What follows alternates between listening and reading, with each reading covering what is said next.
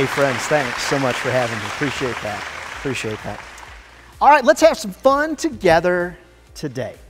My goal is really, really simple. I want to help you, empower you to take your personal lives, more importantly, your professional lives, to places that you never dreamed possible. All right, pop quiz for you. Here we go. Here's some clues, okay? They are everywhere. What we're talking about today, they are everywhere. They're there when you wake up in the morning. They're there when you need to get back to work after eating lunch. They're there when it's time to end your workday. They are literally around every corner. Here really is kind of the funny thing. They've been around since the first man walked the earth. Even funnier, despite the progress of technology across our vast worlds, they're going to still be here, friends, when the lights go out. No matter what you believe, when the lights go out, they will still be here too. Now, by now, you might maybe have an idea of what it is that I'm talking about. What do you think? Cockroaches? No. Who said cockroaches? No, here we go. 7 letters. The word we're talking about starts with the letter E, ends with the letter S. You probably read about it. Okay, there we go. Excuses, you're right. What is it, in your book? Okay, it's in your program. All right, excuses. Excuses, they are everywhere, friends. They're there when you wake up in the morning. Oh man, I'm late. My USB charger wasn't plugged into the wall. Excuses. They're there when you need to get back to work after lunch. Oh man, I'm sorry, boss. Sorry about that. It took forever to order our lunch. Oh, I'm so sorry.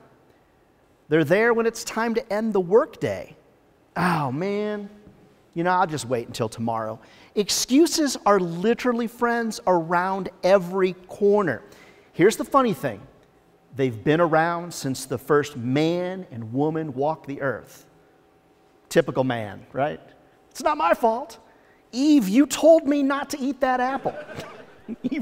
Even funnier, despite the progress of technology across our vast worlds, excuses are still going to be here, friends, when the lights go out. Oh man, did you not set that light bill to auto pay? No matter what you believe, when the lights go out, they will still be here. Excuses. Benjamin Franklin said, "He that is good for making excuses is seldom good for anything else." The Wolf of Wall Street, you know him, Jordan Belfort, said, "The only thing standing between you and your goal is that baloney story you keep telling yourself as to why you can't achieve it." My wife, who lost over 100 pounds, she said, "Once you lose your excuses, that is when you'll find the results that you truly desire." The crazy part about this conversation, friends, is that excuses are such a common occurrence in life, in love, and at work. It almost seems like giving an excuse is just a part of normal life. Some people, friends, are so good at giving excuses that they themselves believe the excuses as being true, or they'll call them the new normal. I mean, that phrase just gets me going. It's like new normal. It's when you can't change something, you call it the new normal, and you use these dumb air quotes. It's a new normal. Come on, friends, we're better than that. It's not it is what it is what you make it. How about this? Excuses are the lies that we tell ourselves so that it doesn't have to be our fault. If we're really being honest with ourselves, excuses are just well-planned lies that stop us from achieving all that we are meant to achieve. We can be bigger than we've ever thought before. Excuses, they stop our teams from realizing the results that we all know we can undoubtedly obtain. Excuses, friends, they stop our companies from being all they can be. They stop you from being all you can be. So, here's the real question of the day. How do we break an unbreakable cycle that's been around literally since the beginning of time? I think it's easy. Stop lying. Now, even I admit, it's going to be harder than that.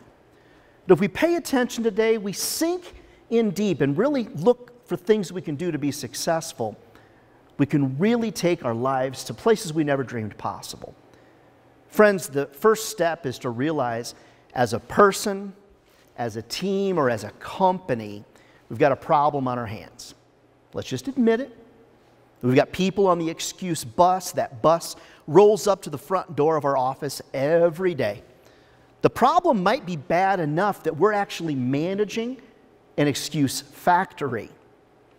A finely tuned excuse-making machine.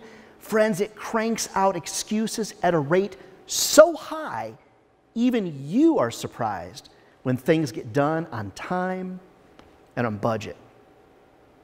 We have to admit that we let this situation get to where it is. And friends, it really is up to us, all of us, to fix it. My thought today is 6 different ways that we can shut down the excuse factory and attain all that we desire from ourselves, our teams, and our companies. All right, grab a pen. Here we go. I'm going to give you 6 ideas I think that you're going to love, that you can sink your teeth into. You ready? All right.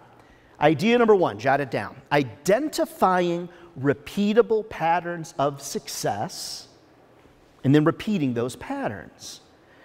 Identifying repeatable patterns of success and then repeating those patterns.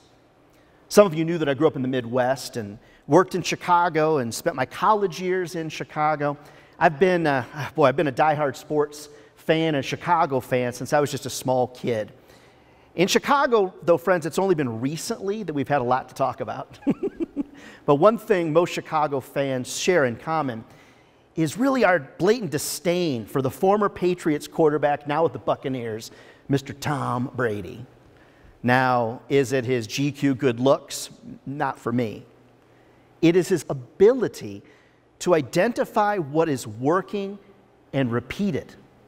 It wasn't that long ago we saw the Buccaneers put 23 points on the scoreboard, and I think the Buccaneer fans were pretty excited. What did he do? He brought talent, friends, but he also brought repeatable patterns of success. I mean, the guy has enough Super Bowl rings to make the boys at Pawn Stars envious.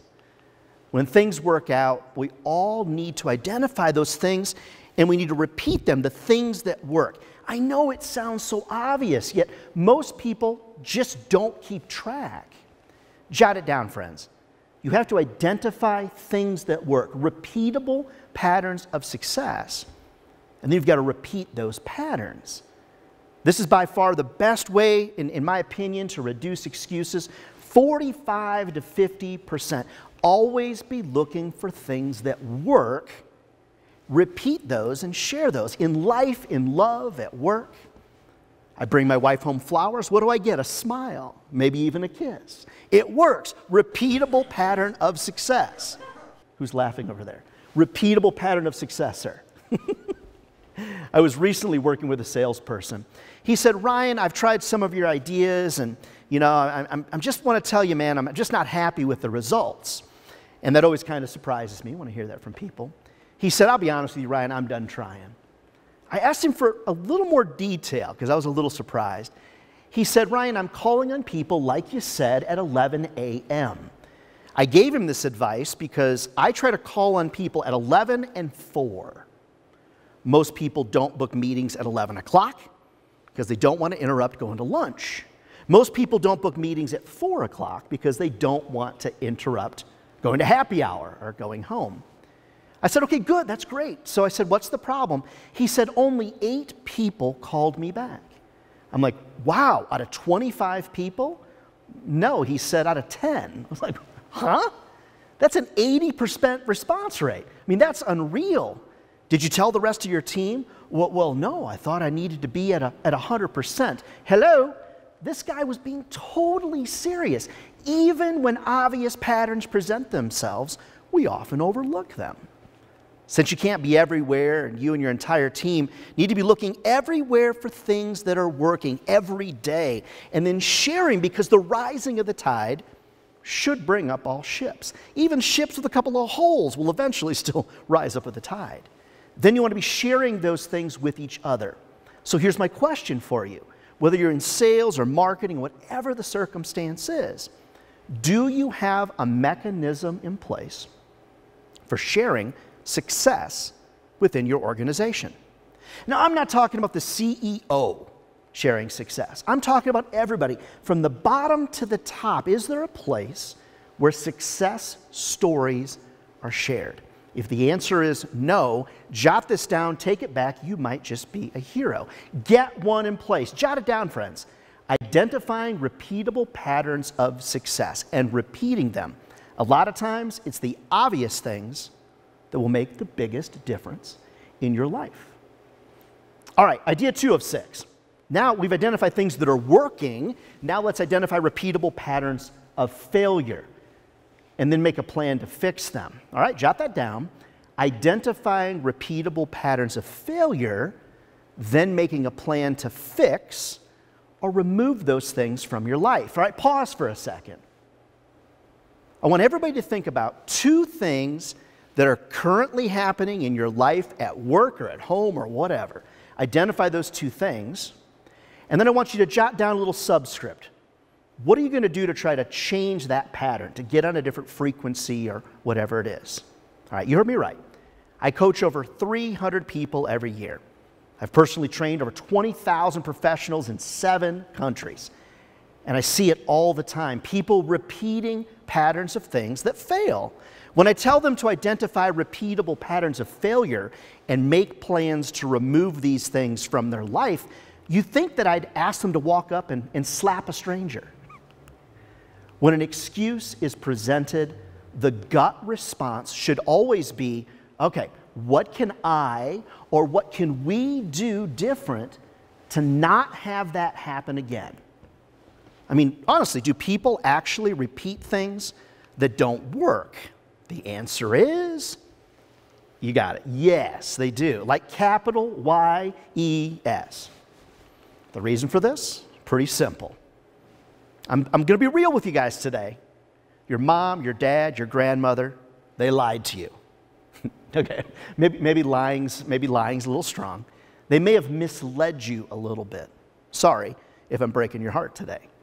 I'm here to be real with you today. Since birth, you've probably been taught 4 primary life lessons, or at least I hope you did, glad you're here. How many of you were taught since birth to brush your teeth morning and night and shower daily? Raise your hands. Not everybody's raising their hands, okay. And they're sitting next to you, sir. Just see. Maybe pass them a Tic Tac, just saying, okay. Life lesson number 2 you probably learned, the golden rule. Repeat it with me. You all know it. Do unto others as you would have them do unto you, all right. Some of you don't know the golden rule, okay, all right. All right, lesson number 3, don't talk to strangers. Was everybody in the room taught don't talk to strangers? Okay. We all know that one. My parents were really worried about me because I had this tendency to always talk to strangers. I love strangers. That's why I'm in the sales business. All right, life lesson number 4 you were probably taught. If you put your mind to it and work really hard at it, you can be anything that you want to be. Well, I mean, sort of. When I was young, I had visions of being an NFL running back like Walter Payton for the Chicago Bears. I mean, man, I tried and tried, and it just wasn't going to happen for me. I mean, I really tried. It's not a lie per se. It's just a little misguided. Excuses are often born from people that keep doing something over and over, and they feel in their heart of hearts if they just work harder at it, they're going to make it happen. All the time, people will say things to me like, Ryan, I tell you what, man, I'm looking to work smarter and not harder. Hey, as we live here, friends, in a post-COVID world, I'm telling you right now, boy, you can be really smart, but if you're not willing to put in the reps, if you're not willing to do the work, I'm telling you right now, you're going to have to work harder now than ever before if you're going to get over that hump. When they are failing, they're like, I'm just not trying hard enough. Listen for that on your team. Sure, in some cases, people do need to work a lot harder. But it's really kind of like telling a joke, and at the end of the joke, nobody laughs. If you tell a joke or a story and nobody laughs at the end, and you find yourself saying, well, I guess that you had to be there, it's really not a very good joke, not a very funny story. If you find yourself in the same situation day in and day out, are you there for lack of trying or because something in that situation is just out of sync? Jot it down, friends. Identifying repeatable patterns of failure and then setting up a mini plan to fix those things and get them out of your life. Your eyes have to really be open. You've got to really be looking for these things on a daily basis. Going back to that guy that was only closing 80%, get real with yourself or a member of your team. Identify what's not working, drill in on the problem, drill in on the excuse. Be realistic about what's occurring. Is there a pattern? Is there a pattern that you can follow? Is it good? Is it bad? Focus on the 3 things to change. What's the issue? How are we going to remove it? And then why in the world are we even doing this? What's the issue? How will you remove it or fix it? And why are we doing this? Don't forget the why. The why is an important part. Just like identifying good patterns, we need to work hard to identify bad patterns as well.